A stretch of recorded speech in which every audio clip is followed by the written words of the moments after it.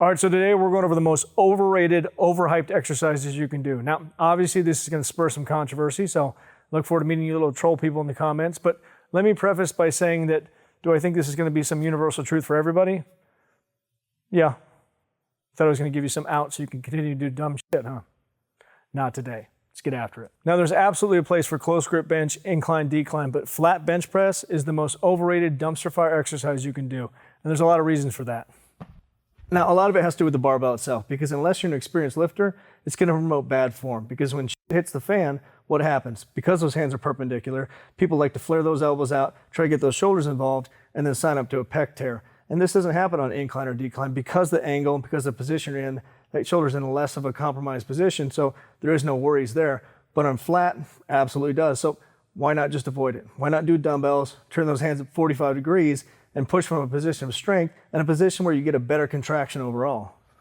Maybe you're not sold. Maybe you think you got to bench 315 to keep your man card. And if that's the case, I know you. I've seen you at the gym. You're the guy that wears his class ring and still takes to add out in the yearbook, even though you're 40, to make sure these youngsters know that you scored 6 touchdowns in a single game. But I can promise you this, when you stop ego lifting and you start chasing the connection, the contraction, you're gonna make more progress. And I get it. Every day somebody's gonna ask you how much you bench. But you know what's worse than that?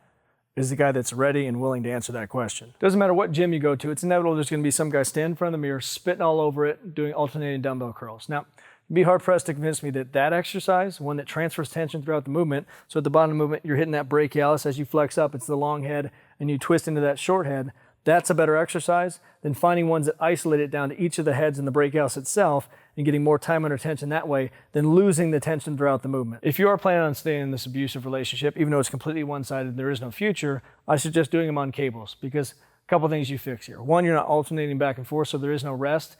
You're away from the mirror, so you're not spitting all over it. But most importantly, you're keeping constant tension, and you can kind of pinpoint where you want that pressure and that tension and target one muscle over the other. So if I want to hit more brachialis, I can lean back, lift that arm up, and flex over top of it there. If I want to hit long head, short head, I can just change how much I rotate and really pinpoint each of those. So if I want to do a little bit of rotation at the top, I can hit that long head, or if I want to really exaggerate and really open it up, it's going to pull into that short head.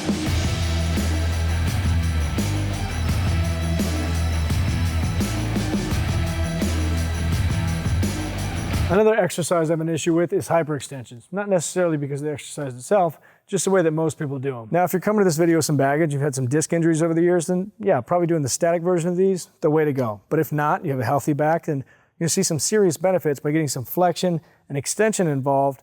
One, obviously you increase your flexibility.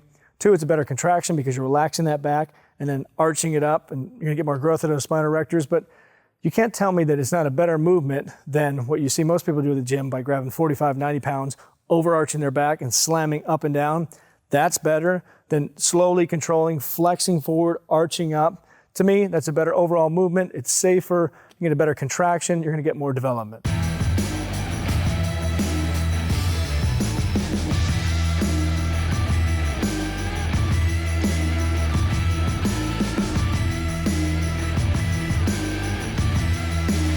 I bet you a few people are puckered up with me just standing next to this bar, because a lot of people reached out and they said, hey, you do a video on trap bar deadlifts, and just rest assured, it's not the exercise itself, it's how people use it.